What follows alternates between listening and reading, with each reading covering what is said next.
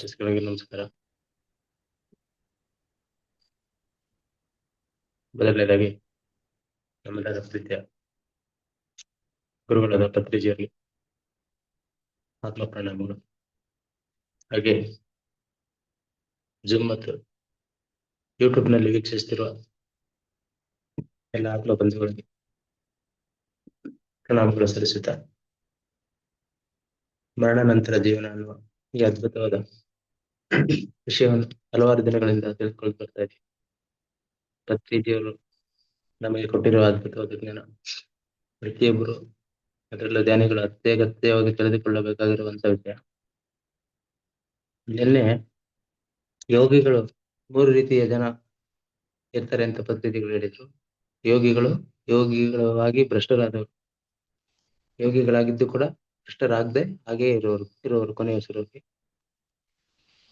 ಯೋಗ ಭ್ರಷ್ಟರಾದ್ರೆ ಮುಂದಿನ ಜನ್ಮದಲ್ಲಿ ಒಬ್ಬ ಯೋಗಿಗಳು ಅಥವಾ ಶ್ರೀಮಂತರ ಮನೆಯಲ್ಲಿ ಹುಟ್ಟಿ ಅವ್ರು ಎಲ್ಲಿಂದ ನಿಲ್ಸಿದ್ರು ಸಾಧನೆ ಅಲ್ಲಿಂದ ಮುಂದುವರ್ಸ್ಕೊಂಡು ಹೋಗ್ತಾರೆ. ಅವ್ರು ಏನು ಸಾಧನೆ ಮಾಡಿರ್ತಾರೆ ಯೋಗ ಭ್ರಷ್ಟರಾಗುವವರಿಗೆ ಅದೆಂದು ನಶಿಸಿ ಹೋಗಲ್ಲ, ಅದು ಮುಂದುವರ್ಕೊಂಡು ಹೋಗ್ತದೆ ಮುಂದಿನ ಜನ್ಮದಲ್ಲಿ ಕೂಡ.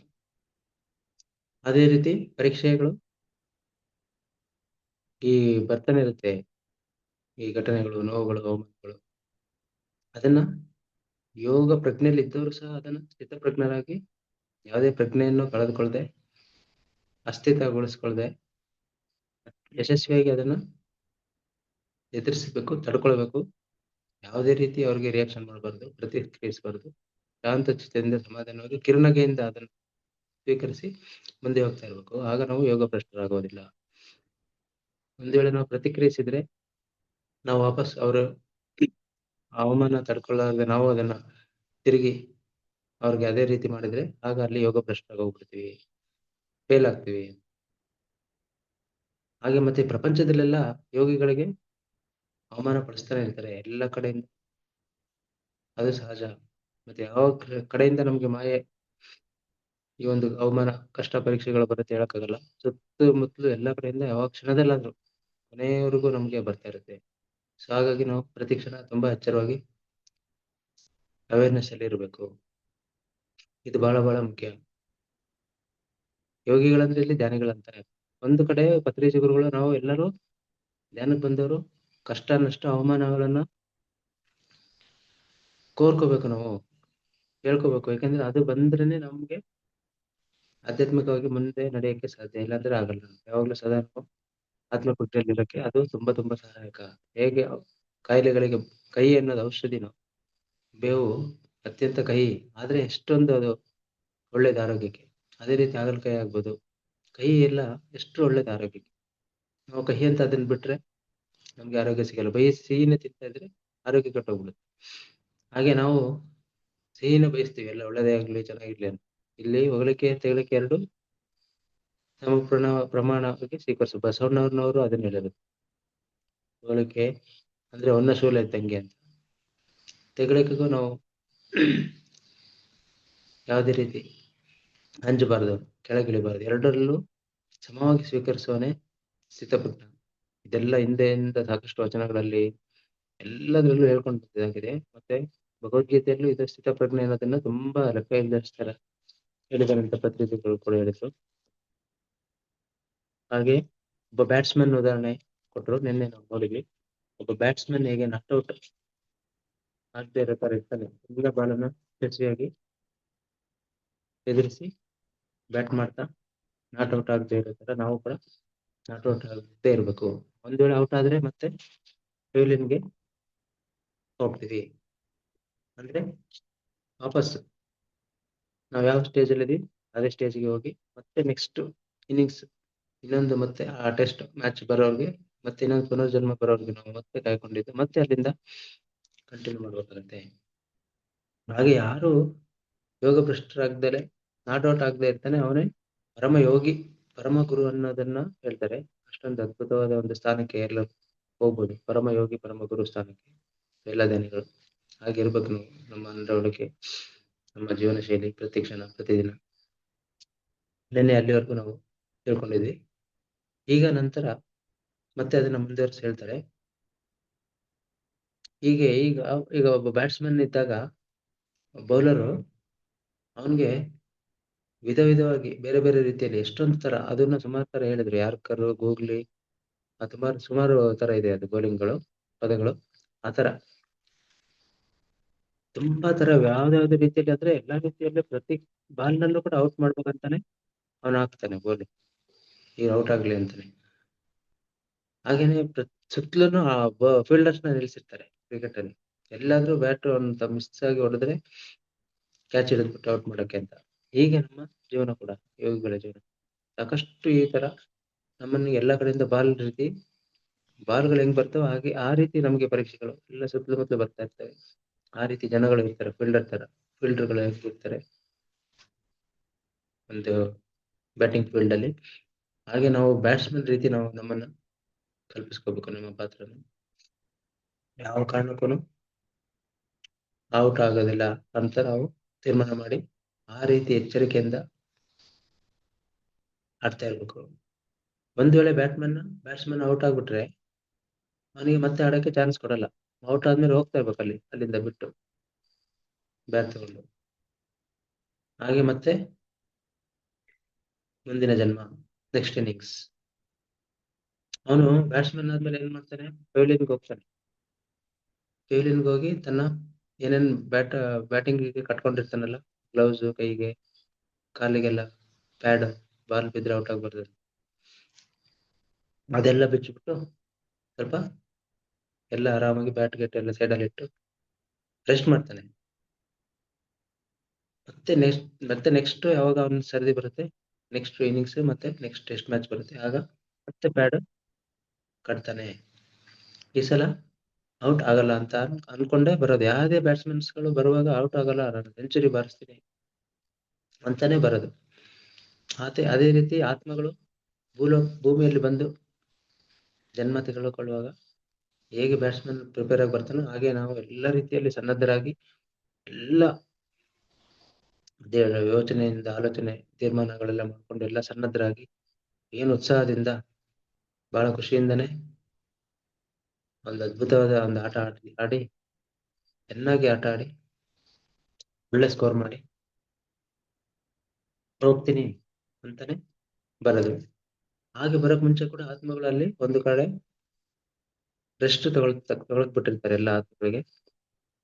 ಎಷ್ಟೆಲ್ಲ ನೀವು ಈ ಜನ್ಮದಲ್ಲಿ ಕಷ್ಟ ನಷ್ಟ ನೋವು ತೊಂದರೆಗಳನ್ನು ಬಹಳ ಸಾಹಸಮಯ ಯಾತ್ರೆ ಮಾಡಿ ಬಂದು ಟೈರ್ಡ್ ಆಗಿದ್ದೀರಾ ಅಂತೇಳಿ ವಿಧ ವಿಧವಾಗಿ ಎಲ್ಲ ರೀತಿಯಲ್ಲಿ ಅನುಕೂಲ ಮಾಡಿಕೊಟ್ಟಿರ್ತಾರೆ ಅಂತೇಳಿ ಅತ್ಯದ್ಭುತವಾದ ಅವನಿಗೆ ಒಂದು ಸ್ಥಳ, ಮನೋರಂಜನೆ ಆಗ್ಬೋದು, ಒಂದು ವಿಶ್ರಾಂತಿ ಸ್ಥಳಗಳು, ದೊಡ್ಡ ದೊಡ್ಡ ಗಾರ್ಡನ್ ಆಗಲಿ, ಅರಮನೆಗಳು, ವೈಭವವಾದ ಅದ್ಭುತವಾದ ಒಂದು ಸ್ವರ್ಗ ಸದೃಶವಾದ ಒಂದು ಇದನ್ನು ಕೊಟ್ಟಿರ್ತಾರೆ ಸ್ಥಳ. ಅಲ್ಲಿ ಆರಾಮಾಗಿ ಎಷ್ಟು ಸಮಯ ಬೇಕಾದ್ರೆ ಅಲ್ಲಿ ವಿರಮಿಸಬಹುದು ಆತ್ಮಗಳು.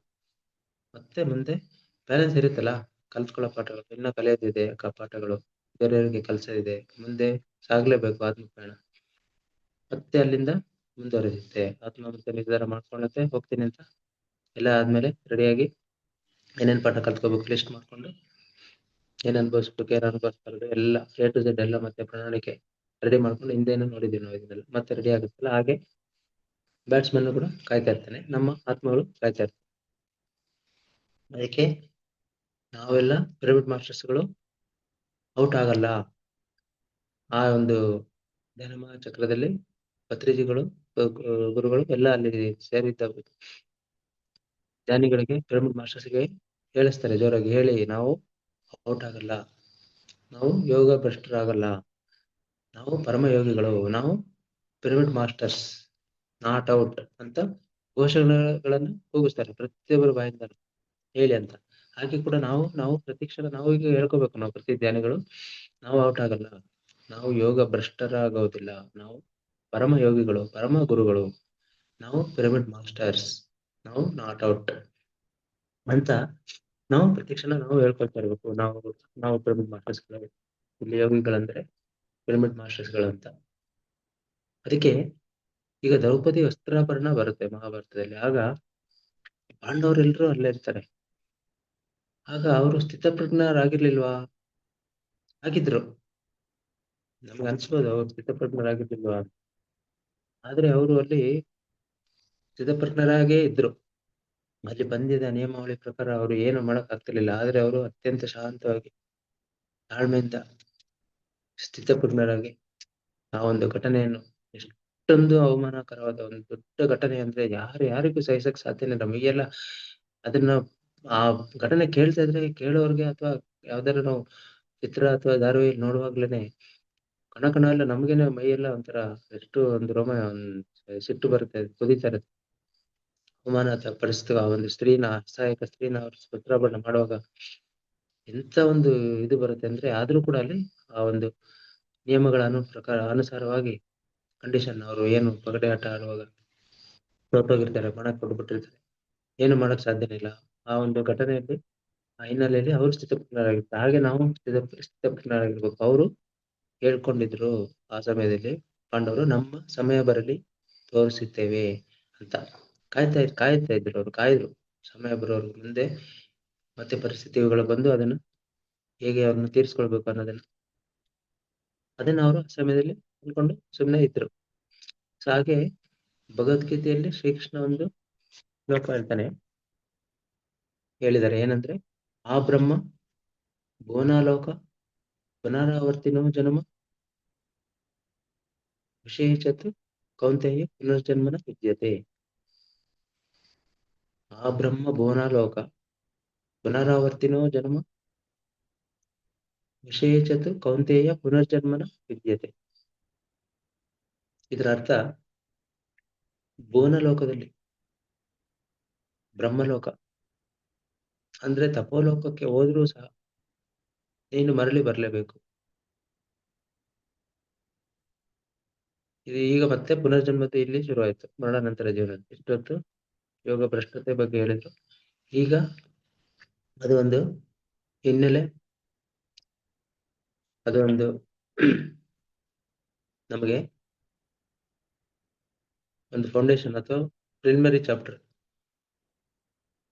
ಇಂಟ್ರಡಕ್ಷನ್ ತರ ಹೇಳ್ಕೊಂಡು ಇಷ್ಟೊತ್ತು ಈಗ ಮರಣ ನಂತರ ಜೀವನ ಹೇಗೆ ಅನ್ನೋದನ್ನ ಅದ್ಭುತವಾಗಿ ವಿವರಿಸ್ತಾ ಹೋಗ್ತಾರೆ ಆ ಶ್ಲೋಕದ ಮುಖಾಂತರ. ಒಬ್ಬ ಭೂಲೋಕದಲ್ಲಿ ಇದ್ದವರು ಮತ್ತೆ ಮುಂದೆ ಉನ್ನತ ಲೋಕವಾದ ತಪೋಲೋಕಕ್ಕೆ ಹೋದ್ರು ವಾಪಸ್ ಬರ್ಲೇಬೇಕು ಭೂಲೋಕಕ್ಕೆ. ಆದ್ರೆ ನಾನು ಇರುವ ಸ್ಥಿತಿಗೆ ನೀನು ಸೇರಿದರೆ ನೀನು ಮತ್ತೆ ಬರೋದಿಲ್ಲ. ಕೃಷ್ಣ ಇರುವ ಸ್ಥಿತಿಗೆ ನಾವು ಸೇರ್ಕೋಬೇಕಂತ, ಆಗ ಮತ್ತೆ ನಾವು ವಾಪಸ್ ಬರಲ್ಲ. ಇಲ್ಲದೆ ಇದ್ರೆ ಮತ್ತೆ ಎಷ್ಟೇ ಉನ್ನತ ಲೋಕಕ್ಕೆ ಹೋದ್ರು ವಾಪಸ್ ಬರ್ಲೇಬೇಕು. ಏನಂದ್ರೆ ನಾವು ಜನಲೋಕದಿಂದ ಬಂದು ಭೂಲೋಕಕ್ಕೆ ಕೆಲವು ಪಾಠಗಳನ್ನ ಕಲ್ತ್ವಿ, ಇನ್ನು ಕೆಲವು ಕಲೀಲಿಲ್ಲ. ಸಾಕಷ್ಟು ಪಾಠಗಳ ಲಿಸ್ಟ್ ಇದೆ, ಸ್ವಲ್ಪ ಕಲ್ತ್ವಿ ಸ್ವಲ್ಪ ಕಲೀಲಿಲ್ಲ. ಹಾಗೇನೆ ವಾಪಸ್ ಹೋಗ್ಬಿಟ್ರೆ ಜನಲೋಕಕ್ಕೆ ಏನಾಗುತ್ತೆ ಅಂದ್ರೆ ಹೇಳಿದರೆ ಅದ್ಭುತವಾಗಿ ವಿವರಿಸ್ತಾ ಇದ್ದಾರೆ ಇಲ್ಲಿ. ಇದು ಅಲ್ಲಿ 8 ಲೋಕಗಳಿದೆ ಅಂತೆ. ನಮ್ಗೆ ಇದುವರೆಗೂ ಗೊತ್ತಿತ್ತು ಭೂಲೋಕದಿಂದ ಮೇಲೆ 7 ಲೋಕ ಮಾತ್ರ ಗೊತ್ತಿತ್ತು. ಈಗ ಅಲ್ಲಿ ಮತ್ತೆ ಒಂದೊಂದು ಲೋಕದಲ್ಲಿ ಮತ್ತೆ ಬೇರೆ ಬೇರೆ ಸಾಕಷ್ಟು ಲೋಕಗಳಿದೆ ಅಂತ ಹೇಳ್ತಾ ಇದ್ದಾರೆ. ಹಾಗೆ ಒಂದು ಜನಲೋಕ, ಭೂಲೋಕ, ಭೂರ್ಲೋಕ, ಸುವರ್ಲೋಕ, ಜನಲೋಕ, ಮಹಾಲೋಕ, ಸತ್ಯಲೋಕ, ತಪಲೋಕ, ಹೀಗೆ 7 ಮೇಲೆ ಉನ್ನತ ಲೋಕಗಳಿದೆ. ಅದರಲ್ಲಿ ಒಂದು ಉನ್ನತ ಲೋಕ ಜನಲೋಕ. ಅಲ್ಲಿ 8 ಲೋಕ ಇದೆ ಅಂತೆ. ಆದ್ರೆ ಅದೇ ರೀತಿ ಇನ್ನೊಂದು ಲೋಕ ಭೂರ್ಲೋಕ, ಅಲ್ಲಿ 4 ಲೋಕಗಳು. ಮತ್ತೆ ಹಾಗೆ ಇನ್ನೊಂದು ಸುವರ್ಲೋಕ ಅಂತಿದೆ, ಅಲ್ಲಿ 4 ಲೋಕಗಳಿದೆ ಅಂತೆ. ಇದೆಲ್ಲ ಒಂದು ಅದ್ಭುತವಾದ ವಿವರಣೆ ಕೊಡ್ತಾ ಇದ್ದಾರೆ. ಮೇಲೆ ಎಷ್ಟೆಷ್ಟು ಲೋಕಗಳಿದೆ, ಮತ್ತೆ ಅದರಲ್ಲಿ ಎಷ್ಟೆಷ್ಟು ಚಾಪ್ಟರ್, ಸಬ್ ಚಾಪ್ಟರ್ ಅಂತ, ನಗರ ಉಪನಗರಗಳು ಅಂತೀವಲ್ಲ ಹಾಗೆ. ಮತ್ತೆ ಅಲ್ಲಿ ಉಪಲೋಕಗಳು ಬೇರೆ ಬೇರೆ, ಅದರಲ್ಲಿ ಮತ್ತೆ ಡಿವಿಷನ್, ಒಂದೊಂದ್ರಲ್ಲಿ ಮತ್ತೆ ಡಿವಿಷನ್ಗಳಿದೆ, ಬೇರೆ ಬೇರೆ ಎಷ್ಟೆಷ್ಟು ಲೋಕಗಳು, ಲೆವೆಲ್ಗಳಿದೆ ಅಂತ ಹೇಳಿ 1 2 3 4 ಹಂತಗಳು, ಸ್ಟೇಜ್ಗಳು ಒಂದೊಂದು ಲೋಕದಲ್ಲಿ, ಗ್ರೇಡ್ಗಳು. ಅದಕ್ಕೆ ನಾವು ಭೂಲೋಕದಲ್ಲಿ ಬಂದು ಒಳ್ಳೆ ಕೆಲಸ ಮಾಡಿದ್ರೆ ಜನಲೋಕಕ್ಕೆ ಹೋದಾಗ ಅಲ್ಲಿ 1ನೇ ಲೆವೆಲ್ ನಿಂದ ಮತ್ತೆ ಮೇಲಿನ ಲೆವೆಲ್ಗಳಿಗೆ ಹೋಗ್ತಿರ್ತೀವಿ ಅಂತೆ. 8 ಲೋಕ ಅಂದ್ರಲ್ಲ, ಅದು ಲೆವೆಲ್ ಅಂತ ಹೇಳಿದ್ದಾರೆ. ಈಗ ಅಲ್ಲಿ ನಾವು 1 2 3 4 5 6 7 8 ಯಾವ ಲೆವೆಲ್ ಅಲ್ಲಿ ಇರ್ತೀವೋ ಆ ಲೆವೆಲ್ ಇಂದ ಬಂದು ಇಲ್ಲಿ ಒಳ್ಳೆ ಕೆಲಸ ಮಾಡಿದ್ರೆ ಅಲ್ಲಿ ಫಸ್ಟ್ ಲೆವೆಲ್ ಇದ್ರೆ ಸೆಕೆಂಡ್ ಇದ್ರೆ ಥರ್ಡ್ ಇದ್ರೆ ಫೋರ್ತ್, ಹಾಗೆ ಮೇಲೆ ಒಂದೊಂದು ಹಂತಕ್ಕೆ ಹೋಗ್ತಾ ಇರ್ತೀವಿ ಮೇಲ್ಮೇಲೆ.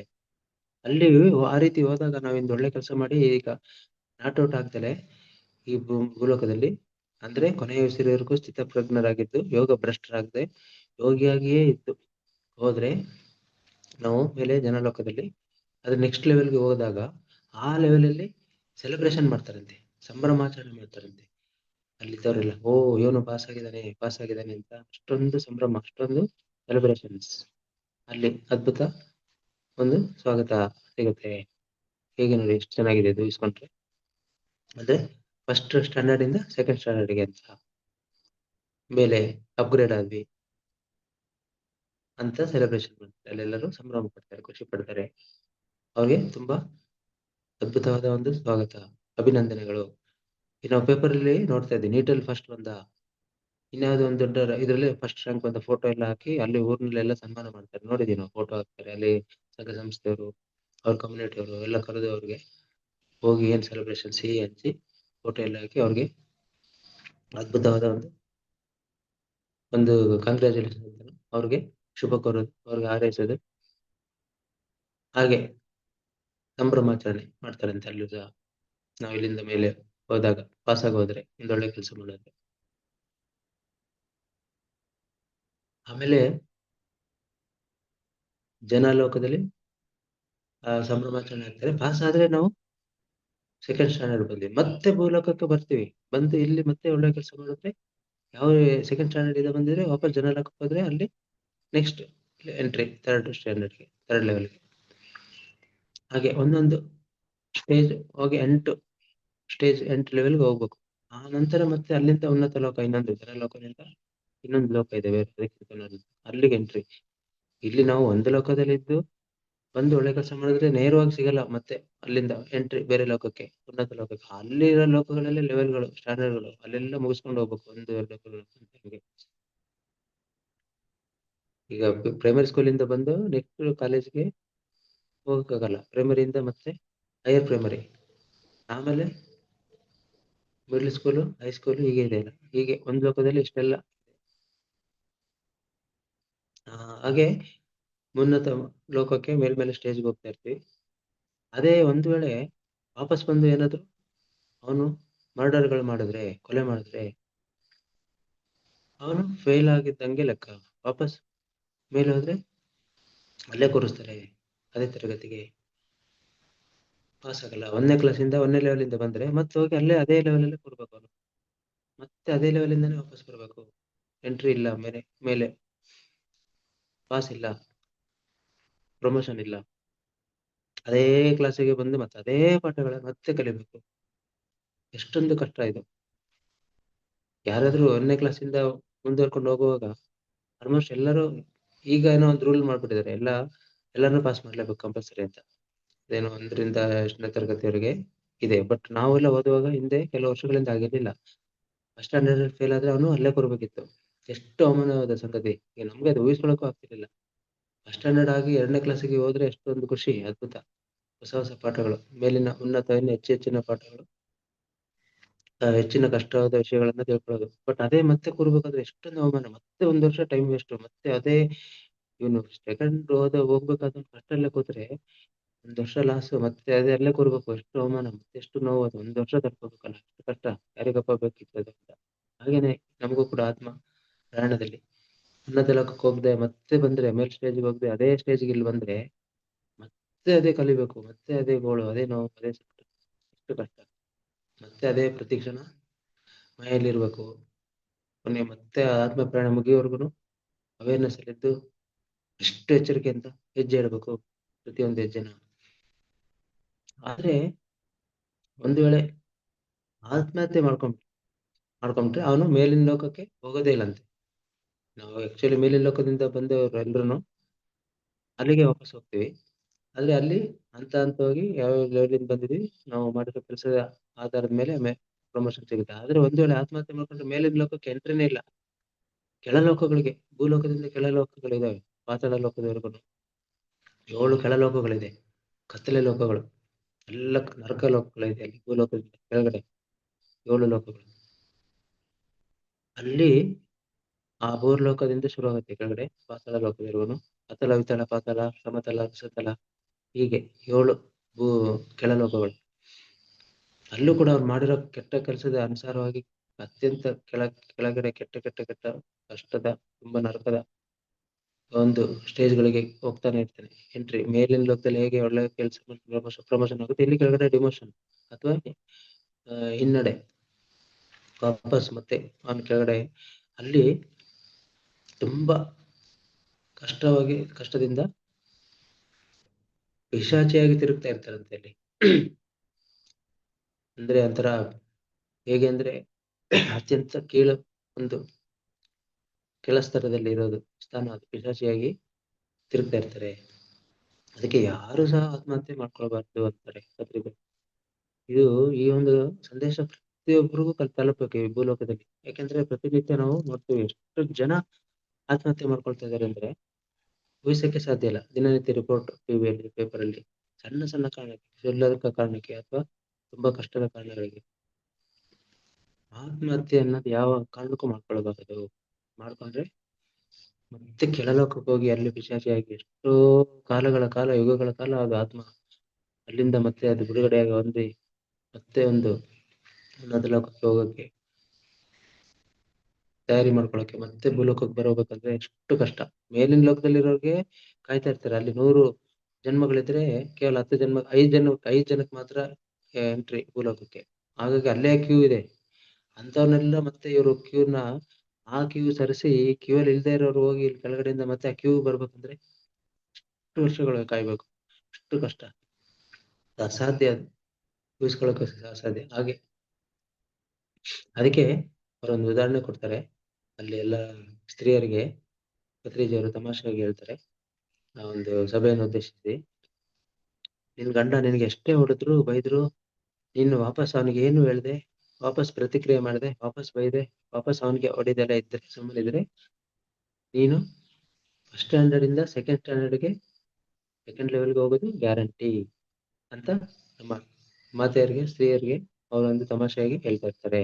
ಸೊ ನಿನ್ ಗಂಡ ಎಷ್ಟೇ ಹೊಡೆದು ಬೈದು ಅವಮಾನ ಮಾಡಿದ್ರು ನೀನು ಶಾಂತ ಚಿತ್ತದಿಂದ ಪರೀಕ್ಷೆ ಅಂತ ತಿಳ್ಕೊಂಡು ಸಮಾಧಾನವಾಗಿ ಸುಮ್ಮನೆ ಸಹಿಸ್ಕೊಂಡು ಸುಮ್ಮನೆ ಇದ್ರೆ, ಸೈಲೆಂಟ್ ಆಗಿದ್ರೆ, ಮೌನವಾಗಿದ್ರೆ, ಸ್ಥಿತಪ್ರಜ್ಞವಾಗಿದ್ರೆ ಗ್ಯಾರಂಟಿ ನೀನ್ ಸೆಕೆಂಡ್ ಸ್ಟೇಜ್ಗೆ, ಉನ್ನತ ಲೋಕದಿಂದ ಮತ್ತೆ ಅದರಲ್ಲಿ ಸೆಕೆಂಡ್ ಸ್ಟ್ಯಾಂಡರ್ಡ್ ಗ್ಯಾರಂಟಿ ಹೋಗ್ತೀಯಾ ಅಂತ ಚೆನ್ನಾಗಿ ಹೇಳ್ತಾರೆ.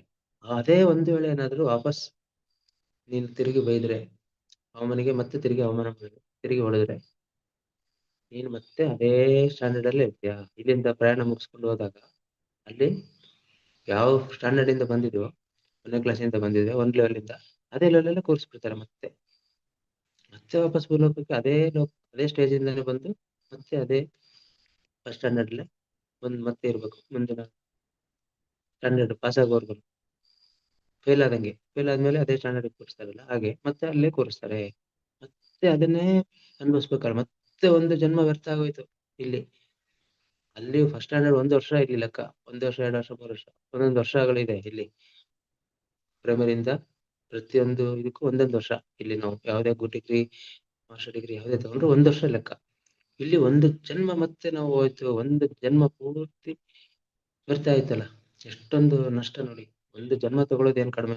ಒಂದು ಜನ್ಮ ತಗೋಬೇಕಂದ್ರೆ ಎಷ್ಟು ಸಾಹಸ, ಕಷ್ಟಪಟ್ಟು ಆತ್ಮ ಎಲ್ಲ ನಿರ್ಧಾರ ಮಾಡಿ, ತಾಯಿ ಗರ್ಭನ ನಿರ್ಧಾರ ಮಾಡ್ಕೊಂಡು ಎಲ್ಲ ಪರಿಸ್ಥಿತಿ ಸೃಷ್ಟಿ ಮಾಡ್ಕೊಂಡು, ಎಲ್ಲ ಜನಗಳ ಸಂದರ್ಭಗಳ ನಷ್ಟ ನೋವುಗಳನ್ನೆಲ್ಲ ಇಡೀ ಒಂದು ಜನ್ಮಗಳನ್ನ ಮತ್ತೆ ಸೃಷ್ಟಿ ಮಾಡ್ಕೊಂಡು ಬಂದು ಅದೇ ಲೆವೆಲಲ್ಲಿ ಕಳಿಬೇಕು.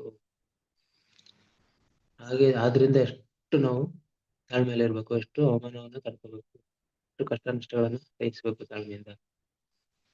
ಪ್ರತಿಕ್ರಿಯೆ ತೋರಿಸ್ಬಾರ್ದು, ವಾಪಸ್ ಹೇಳ್ಬಾರ್ದು, ಫೇಲ್ ಆಗ್ಬಾರ್ದು, ಯೋಗ ಭ್ರಷ್ಟರಾಗ್ಬಾರ್ದು ಅನ್ನೋದು. ಅದಕ್ಕೆ ಏನ್ ಮಾಡ್ಬೇಕು ನಾವು? ಕಾರಣಲೋಕ, ಕಾಜಲ್ ವರ್ಲ್ಡ್, ಅಲ್ಲಿಂದ ಇಲ್ಲಿಗೆ ನಾವು ಬಂದಿದ್ದೀವಿ. ಅಲ್ಲಿ 7ನೇ ಸ್ಟೇಜ್ ಕಾರಣಲೋಕ, 7ರಿಂದ ಕ್ಯಾಜುವಲ್ ವರ್ಲ್ಡ್ 7 ಸ್ಟೇಜ್ ಇಂದ ಇಲ್ಲಿಗೆ ಬಂದಿರ್ತೀವಿ. ಒಂದು ವೇಳೆ ಆಗ ನಾವು 8ಕ್ಕೆ ಹೋಗ್ತೀವಿ. ಇಲ್ಲಿ ಒಳ್ಳೆ ಕೆಲಸ ಮಾಡಿ ಪಾಸ್ ಆಗಿ ಕಾಜಲ್ ವರ್ಲ್ಡ್ ಸ್ಟೇಜ್ 8ನೇ ತರಗತಿ 7ರಿಂದ ಒಂದು ಪ್ರಮೋಷನ್ ಸಿಕ್ತು, ಹೋಗ್ತೀವಿ. ಮತ್ತೆ ಅಲ್ಲಿ 8ರಿಂದ ಮತ್ತೆ ಲೆವೆಲ್ 8ರಿಂದ ವಾಪಸ್ ಮತ್ತೆ ಭೂಲೋಕಕ್ಕೆ ಬರ್ಲೇಬೇಕು. ಎಲ್ಲಿವರೆಗೆ ಅಂದ್ರೆ ನಾವು ಸತ್ಯ ಲೋಕಕ್ಕೆ ಹೋಗೋವರೆಗೂ, ಬರ್ತಾನೆ ಇರ್ತೀವಿ. ಅಲ್ಲಿ ಲೆವೆಲ್ಗಳಿಂದ ಇಲ್ಲಿ ಲೆವೆಲ್ ನಾವು ಒಂದೊಂದೊಂದು ಲೆವೆಲ್ ಲೆವೆಲ್ ಹತ್ತಿ ಅಲ್ಲಿ 8ನೇ ಲೆವೆಲ್ ಫೈನಲ್ ಲೆವೆಲ್ ಅಲ್ಲಿವರೆಗೂ ನಾವು ತಲುಪಿ ಮತ್ತೆ ವಾಪಸ್ ಎಂಟ್ರಿ ಕಾಜಲ್ ವರ್ಲ್ಡ್ ಕಾರ್ನಲೋಕ ಎಂಟ್ರಿಂದ ಇಲ್ಲಿ ಬಂದ್ವಿ.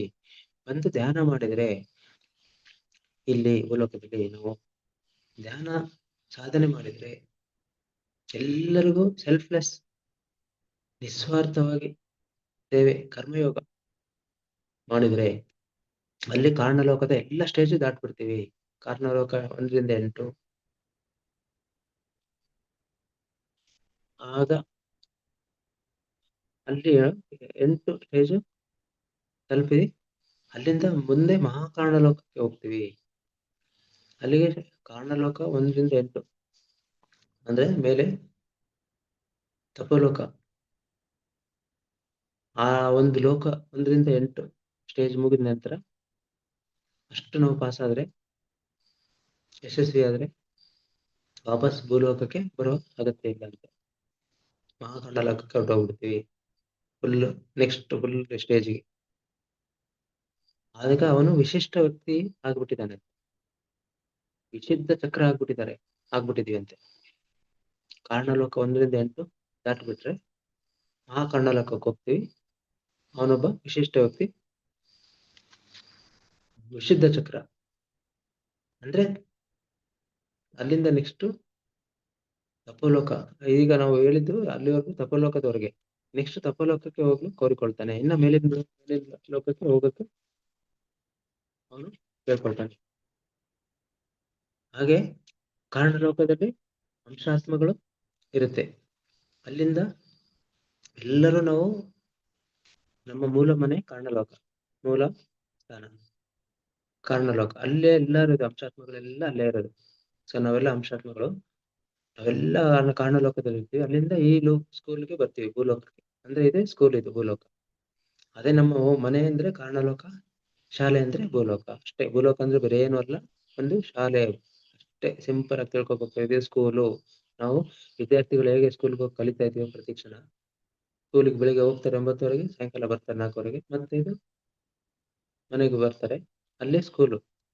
ವಾಪಸ್ ನಮ್ಮ ಮನೆಗೆ ಬರ್ತೀವಿ ಸ್ಕೂಲಿಂದ, ಅಲ್ಲೇ ಇರಲ್ಲ. ಹಾಗೆ ನಾವು ಕಾರಣಲೋಕ ಅನ್ನೋ ಮನೆಯಿಂದ ಭೂಲೋಕ ಅನ್ನೋ ಶಾಲೆಗೆ ಬಂದಿದ್ದೀವಿ. ಪಾಠ ಕಲಿತು ಮತ್ತೆ ಹೋಗ್ತೀವಿ ಮಹಾಲೋಕಕ್ಕೆ ಹೋಗ್ತೀವಿ. ಅಂದ್ರೆ ಕಾರಣವನ್ನು ದಾಟೋದು.